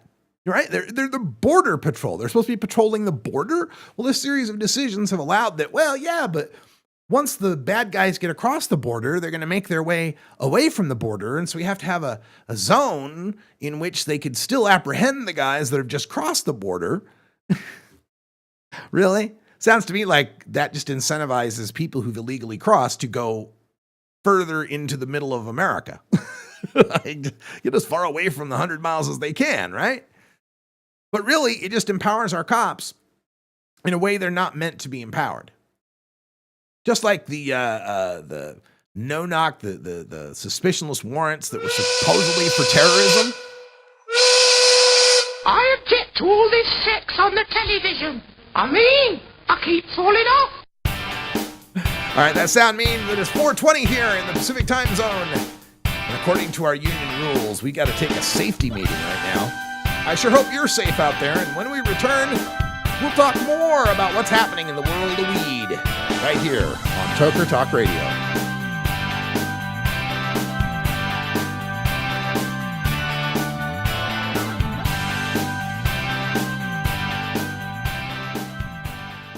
At Herbie's Cannabis Seeds, we pride ourselves on bringing you the best quality seeds from the world's most respected cannabis seed producers, all at the lowest online prices. You can find Herbie's Seeds at herbiesheadshop.com. All cannabis seeds are sold as souvenirs and as a means of preserving cannabis genetics. Herbie's Seeds in no way intends to condone, promote, or incite the use of illegal or controlled substances. We strongly urge all prospective customers to check their national laws prior to placing an order. Herbie's Seeds at herbiesheadshop.com. Proud sponsors of the Marijuana Agenda with Russ Belville. It's time for Cannabis Facts about teen drug use from Robert Platshorn's thesilvertour.org. This message is supported by our donors and Hemp Inc., a public company poised to lead America's hemp revolution at hempinc.com. A recent survey by the U.S. Centers for Disease Control indicates that in states that have legalized medical marijuana, the rate of marijuana consumption among high school students has not increased. In fact, in legal states like Colorado, teen use has actually decreased significantly. It's simply no longer a big deal for teenagers in legal states. This was Cannabis Facts from thesilvertour.org, an educational nonprofit supported by our donors and Hemp Inc., a public company poised to lead America's hemp revolution at hempinc.com. You're listening to the Marijuana Agenda with Russ Belville.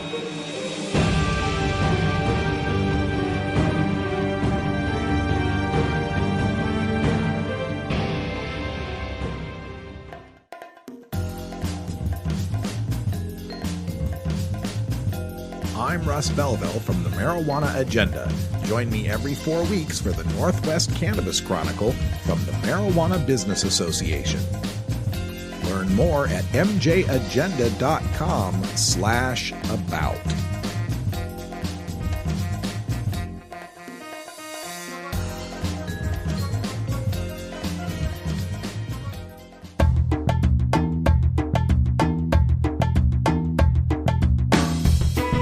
Most of us pirates, we go on vacation to North Dakota, you know, because they've got a town called Argosville. Arr. What are you smoking there, boy? It's time for Toker Talk Radio, the voice of the marijuana nation. Call in now at 650-LEGAL-MJ. All right, welcome back. And before we get back to the marijuana news, I've got to touch on the Maine news that's going on. Not the state of Maine, like the Maine story that's happening right now with Trump, Comey, and Russia. And I'm not going to stay there very long, but it's just amazing that, you know, Trump is able to completely blow away all the excuses his White House people had been using for his firing of Comey, and then goes ahead and admits he fires the FBI director because he didn't want him investigating Russia. And then Comey now, the news story today is that Comey has come back out and said he's got memos of his transcriptions of his conversations with Trump telling him to go easy or to make the Flynn investigation go away. So evidence. This would be called evidence of obstruction of justice in any other case.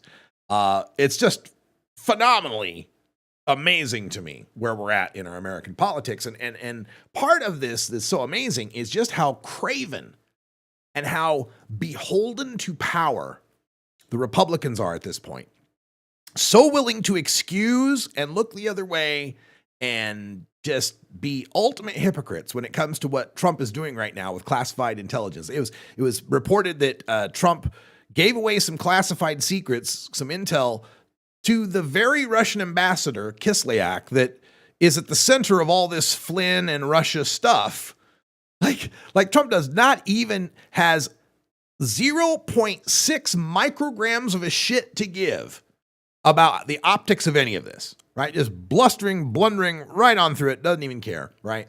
So all of this is happening, right? All of this amazing stuff, like the kind of stuff that Richard Nixon is rolling in his grave wondering, oh, where were these Republicans when I was in office? Oh, it's like, yeah, I apologize for the terrible Nixon impersonation, but still, I was a kid at the time. Give me a break. Anyway, I'm just amazed by this.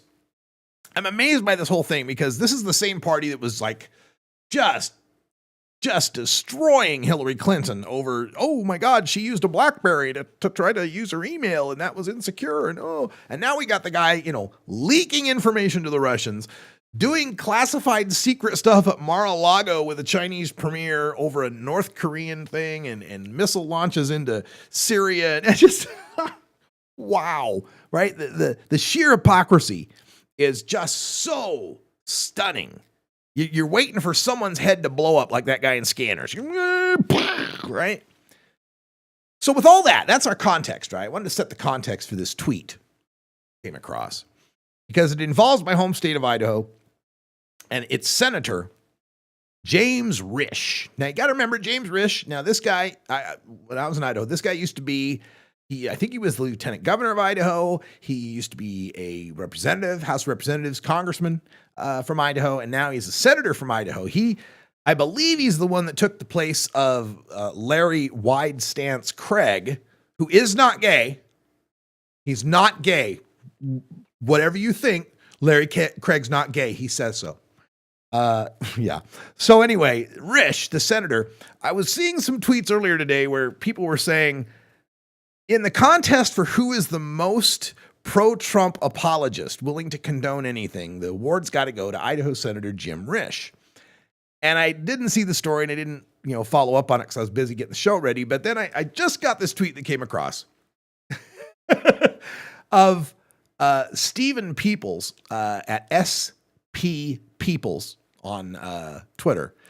His tweet reads, Senator James Risch, Republican Idaho, says of Trump presidency, quote, I think it's getting better as time goes on, end quote. Incredulous Fox News anchor, quote, you do? End quote. So, yeah, not a surprise. And as I often say when I'm giving my speeches, I left Idaho in 2003 because I discovered you could. There are no walls, there are no guards, no gates, no moats, no sharks with freaking lasers on their head. You can get the fuck out of Idaho. And anybody who has the ability to do so, I highly recommend it. I know I do most things highly, but still, if you can get out of Idaho, please. My God, George Carlin has his old riff on people that ought to be locked up, and he talks about 4 states. We just wall off 4 states and put all the crazy people and the lunatics and the killers and all the bad people in those states. I nominate Idaho, and not all of Idaho. I suggest that we take from like Sun Valley north, and let's just turn that over to Washington State, right? Sun Valley North, Washington State can have it, but the rest of it, the southern Mountain Home, Buell, Bliss, Twin Falls, Idaho Falls, Rexburg, Boise, Nampa, Meridian, Marsing, all that deserty, sagebrushy farmland, let's wall that off. Wall that off. That's our new prison colony. Put all the undesirables there. Don't let them vote. Who knows what we can solve? I'm being facetious, but Jesus, man. The Trump presidency is getting better as time goes on. Even if you were like a person who voted for Trump, how can you think that? Right? No, this is just, once again, the Republican Party has really devolved into a party of tax cuts for the rich. That's really their only motivating factor. How do we cut regulations and cut taxes for rich bastards? That's it. That's their only gig anymore. They give lip service to the pro-life thing, and they give some lip service to the Second Amendment thing. But if it really came down to it, it's the tax cuts and the regulations they would get rid of. The NRA stuff, the gun stuff, the abortion stuff, that's just red meat for the masses. They could care one way or another. And it's just amazing to me to watch how they are so willing to stand by Trump. They've got that. It's really like a criminal conspiracy, right? A friend of mine, attorney John Lucy, criminal defense lawyer, great guy, has a cap that he wears sometimes. And it says, nobody talks, everybody walks, right? That old code of honor, the whole code of silence for the family, right? That's what Republicans are like now. They're like a mob family. They're like a criminal family. We all support what the leader is doing. We never question him. We close ranks no matter what it is. There are no principles.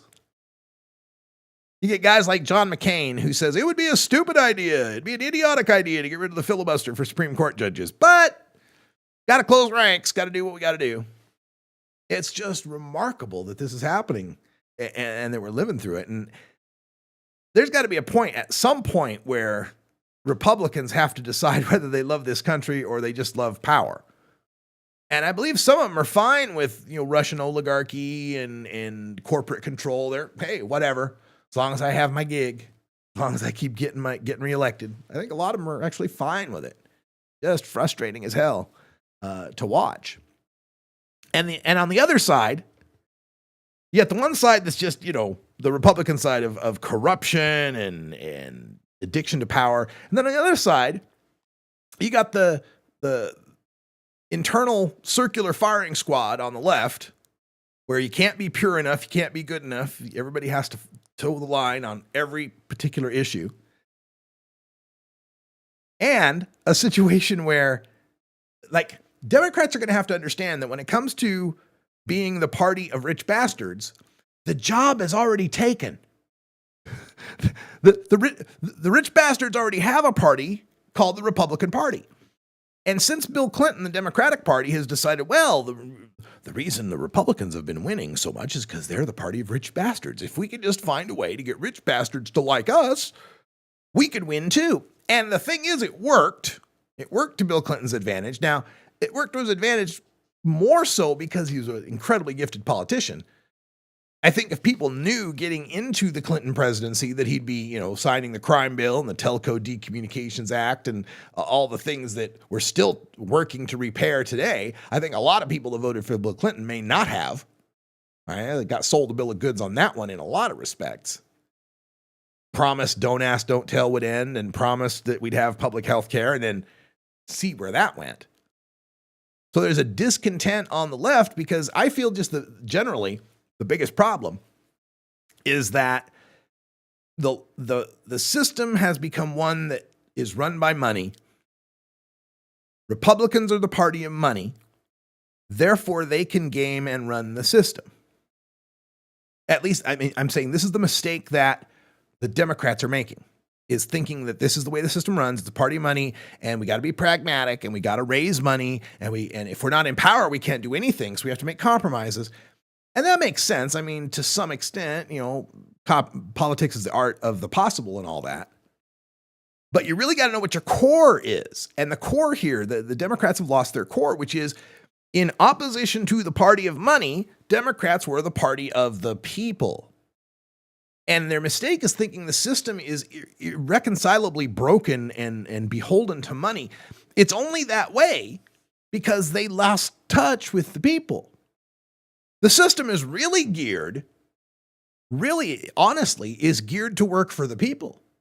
If the people get out and vote, if the people are motivated to do so by having a party that stands for them, having leaders that are actually fighting against the power of money, the power of business, in order to support the people. I always think of it like an ecological system, right? Politics and the way our country works is like an ecological system or a family. Republicans are the daddy and Democrats are the mommy, right? You got the strict authoritarian over there, and then you got the nurturing parent over there. You got the tough on the used to be tough on the bills, let's not spend money, versus, hey, let's get the kids some braces and some immunizations side, right? A lot of that's changed, but generally that's the way I came up understanding how it worked. And these were not either of them in theory good or evil any more than night and day are good and evil, or male and female are good and evil. It's more that they're two sides, they're that yin yang, that balance that has to happen. You have to have a government that's in opposition to business to curb the excesses of business. You have to have a business community that's in opposition to government to curb the excesses of government. You have to have an enlightened people and a brave media to curb the excesses of both and hold them in check. That's the wisdom of our founding fathers, the idea of checks and balances, and not just the judicial, legislative, and executive, but the population and the media. And we're way out of balance. Fortunately, cannabis is good for balance, provides homeostasis, and jobs and tax revenue too. All right, we'll take a break, and Bernie Sanders is right. You can raise a lot of money from a lot of people if you do it right. You're listening to the Marijuana Agenda with Russ Belville. New beginner guitars and banjos are often constructed much better than ones built before your time. Why struggle? Get a new instrument or fix the old one. The trusted professionals at the Fingerboard Extension will evaluate your instrument for free. Repairs are priced for people who work for a living. Stop by the Fingerboard Extension downtown Corvallis at 120 Northwest 2nd Street today, or check out its inventory on the web at fingerboardextension.com. Hey, this is Willie Nelson for Normal. I smoke pot and I like it a lot. I learned a long time ago that marijuana is a lot safer than alcohol. There's nothing wrong with the responsible use of marijuana by adults. It's time we stopped arresting and started respecting those who smoke marijuana responsibly. To learn what you can do to help, contact NORML at NORML.org or call toll-free 888-67-NORMAL. The marijuana agenda, like the pharmaceutical agenda, without all the side effects, overdose deaths, insurance.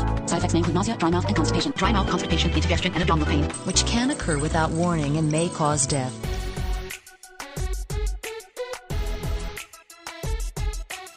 I'm Russ Belville with the Marijuana Agenda. Join me every 2 weeks for Police for Reform with Law Enforcement Action Partnership. Learn more at mjagenda.com/about.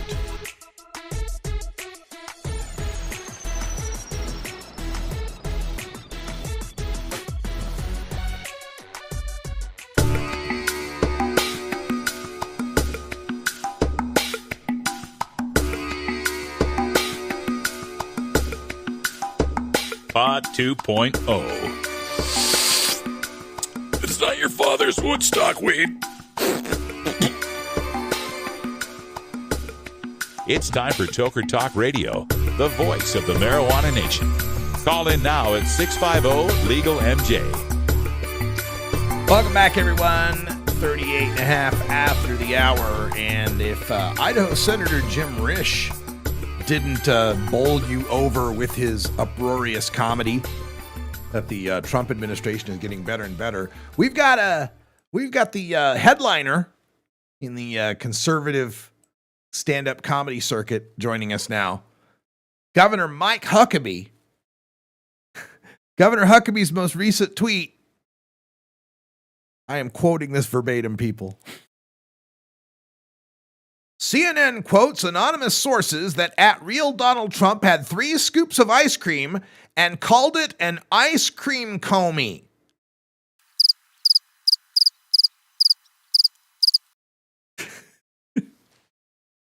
Have you followed Governor Huckabee's tweets at all? Have you heard about this? Just go Google Mike Huckabee comedy. And I'm sure somebody has probably cataloged this, but Huckabee is like the worst dad joke guy out there. You know, he thinks he's being funny with this stuff, and it's just painful. And not painful like liberal conservative, like I'm a liberal and I'm like, oh, that stupid conservative. No, I mean painful from like, I'm a fan of comedy, and this is just awful. And folks, I got my share of I take a lot of comedy from both sides, although I got to admit there's not as much comedy coming from the conservative side, but I appreciate conservatives joking at liberals' expense too. This is just bad comedy. It's just awful. Who let this guy in the room? It's not open mic night, Governor Huckabee. Give it a rest, man. Go back to, I guess you can't go back to writing the weight loss books, can you? Anyway, let's get back to marijuana because we're big fans. Really love the marijuana here at the show. And the latest news that's got me kind of interested in what's going on here comes out of the Sacramento Bee. And it's a story that I covered in the news segment in hour 1. And it's that the Sacramento County Board of Supervisors last week voted unanimously for new restrictions on odorless butane. Okay, so what this is they've had, like lots of places have had BHO lab explosions, which they call them labs, but they're not labs. Some guy with a glass tube who stuffed a bunch of weed in it and put a some sort of like nylon or mesh screen on the end of it and took a can of butane and sprayed the butane into the tube. And the butane rushing through the tube strips off the THC, the trichomes, of the plant material, which is caught by the mesh. But the resulting drip of butane and cannabis gets caught in some little glass pan, glass, Pyrex kind of thing. The butane evaporates off. You're left with cannabis concentrate. I'm not telling like any sort of tales out of school here. You can Google this. You can go to YouTube. There's plenty of videos to tell you how to blast butane hash oil. People do this, and on occasion they do it stupidly. in an unventilated area, and butane is a heavier than air gas, so it sinks to the floor and it pools up, and it finds a spark. And that spark can be from a pilot light, it can be from static electricity, it can be from a lot of different sources. And they blow up a wall, they blow out a bathroom or an apartment or a hotel room, and it makes the news, and everybody's scared, and the people involved in the blast end up with third-degree burns, over 30 to 90% of their body. It's really awful because the gas kind of envelops them. And most people that get a burn of some sort, the burn is like near them, like it's at the direction of the fire. So they get a 5 or 10% burn from whatever direction the fire was coming from. These butane, like I said, the gas envelops them, and they can get burns over almost all their body. And for every percent of burn, they say, oh, he's got 15% burn or 18 or 20% burn. Every percent's like extra weeks in the hospital. So, for people that don't have insurance or whatever, they end up costing the state for every week they're there in the hospital in the burn ward, right? So what's happening now in Sacramento is the Board of Supervisors have crafted this regulation limiting how much butane people can have. And it began because of one of the councilmen.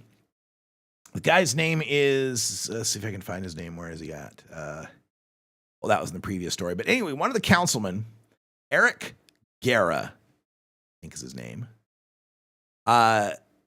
went to a liquor store in the neighborhood and noticed that the liquor store had boxes and boxes and boxes of butane can refills.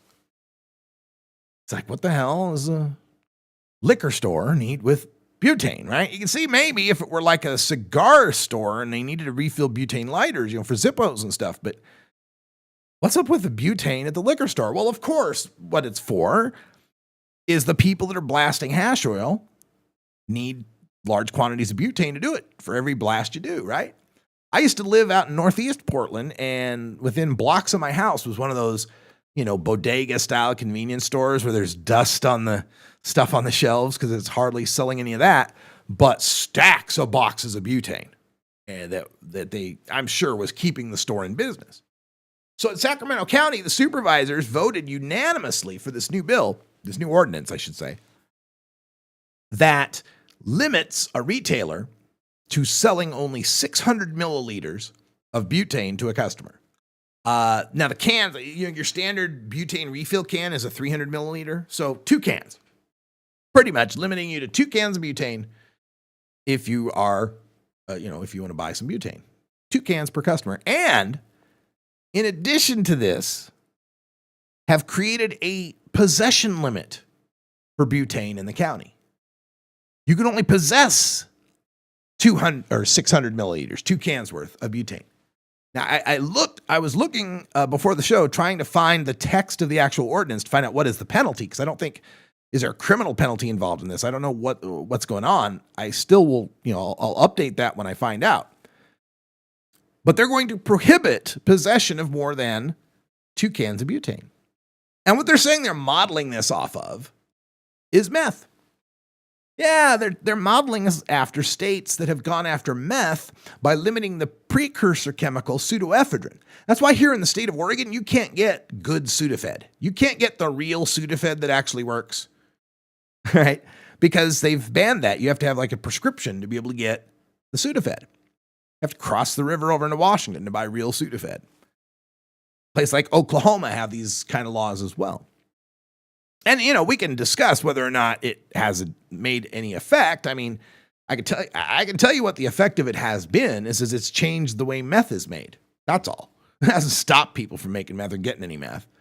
It's actually led to the evolution of easier meth-making techniques, the one-pot method, they call it, where literally you can take a 2-liter bottle and put the chemicals and put the stuff in the 2-liter bottle in your backpack and shake it up and make your meth that way. So it's not as if it's not as if anything we do under prohibition eliminates the law of supply and demand. Okay. So it was modeled after this. We limit the meth precursor chemicals, the meth will go down. So let's limit the butane. We only have 2 cans of butane and that'll stop the explosions. No, it won't. When will they learn? When will they ever learn? First of all, you can buy 3 cans of butane on Amazon.com for like $20. So people are still going to get their butane. They're just not going to go to the local liquor store or the local convenience store and pay your local sales taxes that you get any benefit off of and have it being sold in places where you can keep track of how much it's being sold. No, they're going to order it on the internet, because the other thing they're doing in this ordinance is requiring the storekeepers to track the people that are purchasing the butane. Take down their information, their name, their address, how often they're coming in. Well, that's all that's going to do is push all those people buying the butane to the internet, to the sources outside the county that aren't going to be doing that kind of tracking. So we have once again, a law that's built out of a moral panic. Oh my God, the hash oil's blowing up places. Oh my God. Sacramento Bee, where I'm getting this story, their editorial board is urging the state to do this as a statewide prohibition on butane. And I'm telling you, this isn't going to have much of an effect.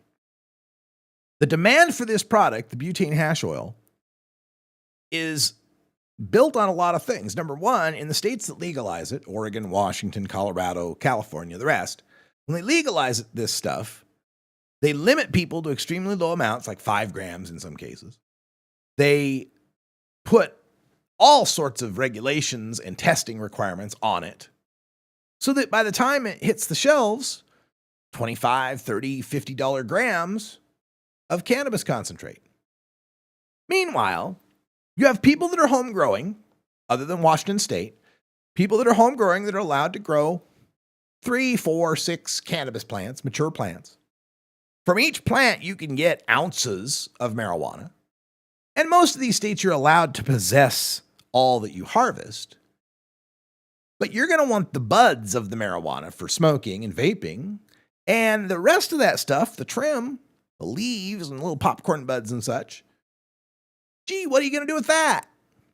With a couple cans of butane, you can turn that swag, well, it's not swag, but you can turn that trim, the stuff that maybe you'd save for rolling joints with, you can turn that into stuff that they're selling for $20, $30, $50 a gram at the dispensary.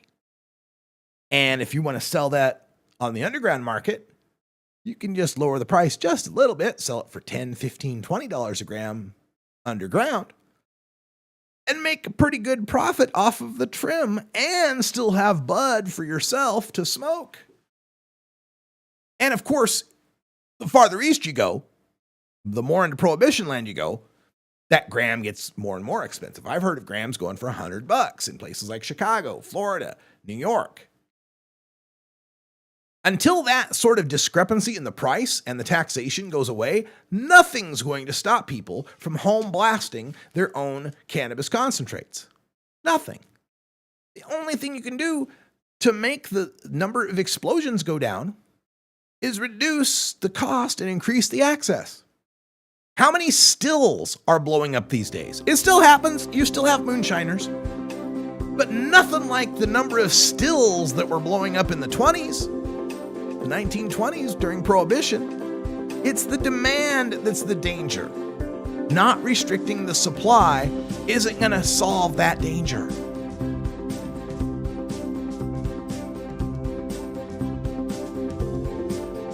You're listening to the Marijuana Agenda with Russ Belville. The Marijuana Agenda with Russ Belville is proudly sponsored by the Marijuana Business Association. The MJBA, called by NBC News the Cannabis Chamber of Commerce, is the fastest growing business association and the fastest growing industry in America. I've been working with the MJBA for years, and I personally invite you to join the MJBA. MJBA also publishes the popular MJ Headline News on Facebook and the MJNewsNetwork.com and Marijuana Channel 1 on YouTube. Visit MJBA.net for more details. Georgia. Hi, this is Willie Nelson. Alcohol prohibition didn't work in the 1920s, and marijuana prohibition isn't working today. It's time we stopped arresting responsible marijuana smokers. It's the fair thing to do. For more information, contact NORML, the National Organization for the Reform of Marijuana Laws. Call toll-free 888-67-NORML or visit their website at norml.org. You're listening to the Marijuana Agenda with Russ Belville.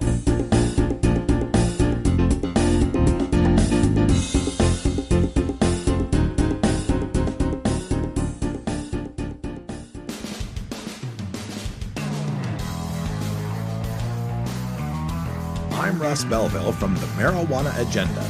Join me every Friday for the Reefer Rock Review with Herb Thrasher from 420radio.org. Learn more at mjagenda.com/about.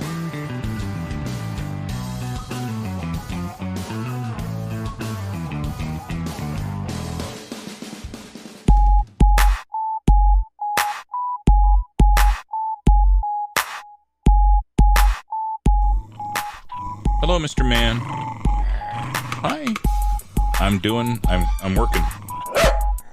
I'm sorry. No food till this is done. It's time for Toker Talk Radio, the voice of the marijuana nation. Call in now at 650-LEGAL-MJ. All right, welcome back, everybody. Just checking in on the chat room during the break, and John Thomas was mentioning how the blasting of cannabis oil is similar to how you can homebrew beer and wine. You can't distill hard liquor in your home.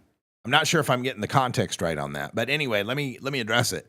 I think cultivating cannabis at home is like home brewing beer and wine, in that I'm producing something for my own personal use in a manner that cannot reasonably be thought to be imminently harmful to anybody else. At least as far as I know. Is there anything in home brewing beer that could explode or cause poison gas or anything like that? I don't think so. Or wine? I don't think so. And same with cannabis. Other than, eating the fertilizer or whatever, there's nothing about growing it that's going to cause imminent harm. But I think making dabs, making concentrates with explosive gases is more akin to distillation, more akin to building a still, because in building a still, you can have an explosion that could cause imminent harm to others. I think it's more like that. Now, the law doesn't allow you to distill alcohol at home, at least as far as I know in most states. However, I would be all right with people distilling their own alcohol at home, so long as it's regulated and people are educated and licensed. I think that's fine. And I think we should have a similar level for butane hash oil. I think there is some reasonable level at which the state should be involved here, but I think it should be legal. Here in Oregon, it's illegal. It's illegal in, I think, all the states that have legalized to home blast your own butane hash oil or propane or hexane, any of the anes. And I understand wanting to restrict that because of its explosive nature, but I think there is a medium in between this. I think there's a level we can negotiate, which would be allow people to have home processor licenses just for their own personal use that show that they've been trained and educated on the basics of it, that they're not going to be doing it in an unventilated area, that they know what they're up to, they know what they're doing. I think that's reasonable because we allow hunting, right? Like, we allow the state, like, hunting is legal. You can go out into the woods and shoot critters for fun and food. It's okay. Although here in Oregon, especially out here on the west side of Oregon, we got a lot of much more liberal types that would be against hunting, but let's forego that argument for now and just talk about the fact that it is legal to hunt in the states. And the states, however, do not allow you to just go out anywhere, anytime you want and shoot whatever animal you want for fun and food. You got to have a hunting license. You got to pay the state. And that hunting license in some states requires some minimal level of competency. I know when I was a kid, I had to take a hunter education class. I don't know how strict it is anymore in any other states, but I know. And you can't just shoot any critter you want. A lot of these critters, you got lotteries for them. Elk tags and antelope tags and bear tags that you need to get. And the act of hunting is going out into public lands, into areas with a loaded weapon and firing it at critters that are far away from you. And we're trusting you to identify them correctly as critters and not fellow human beings. So that's something to me that I think has a pretty reasonable level of regulation. Maybe it could be stricter. I think maybe our access to guns and ammunition in this country could be a little stricter as far as the regulations go. Again, let's forego that argument. Don't want to go there for now. But we allow that. That's legal. We have hunting licenses that people have to get before they can hunt. Hunting's legal, but the state has some degree of controlling it because we got to protect the environment, the critters, and the people. So why couldn't we do that for home butane extraction? I mean, you could have a home blaster's license, right? And you've gone to the state mandated blaster class, learned the basics.